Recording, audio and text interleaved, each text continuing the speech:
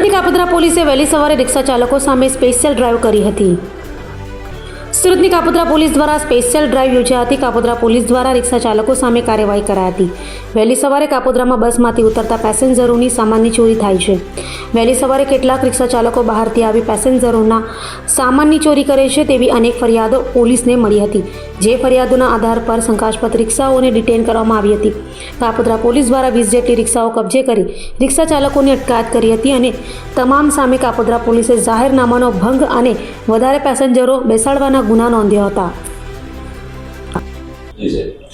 સુરત શહેરમાં કામરેજ વિસ્તારથી લઈ અને ગરનાળા સુધી વરાછા રોડ આવેલો છે, જે સુરતનો સૌથી લાંબો રોડ છે, જેની ઉપર વહેલી સવારે ઘણી બધી લક્ઝરી બસો આવતી હોય છે અને પેસેન્જરો ઉતરતા હોય છે અને પોતાના ઘરે જતા હોય છે અને મોટા પ્રમાણમાં ઓટો રિક્ષાઓ સવારમાં આ રોડ ઉપર ચાલતી હોય છે।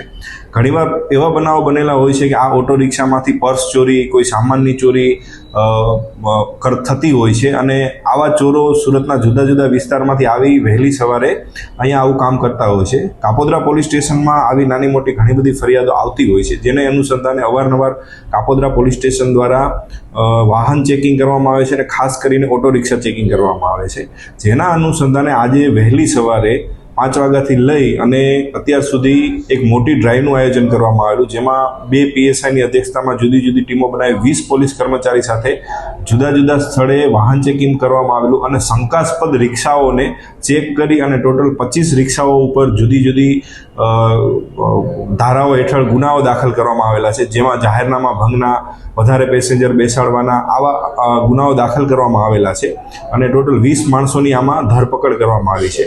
અને અમે જાહેર જનતાને કાપોદ્રા પોલીસ સ્ટેશન તરફથી વિનંતી કરી છે કે ઘણીવાર એવું બનતું હોય છે કે આ રિક્ષામાં નાની મોટી ચોરી થતું હોય છે તો પોલીસ સ્ટેશન સુધી માણસો પહોંચતા નથી। અમારી એવી વિનંતી છે કે આવું નાનામાં નાની વસ્તુ બને તો પોલીસ સ્ટેશન સુધી આપ પહોંચો અને પોલીસને ફરિયાદ કરો।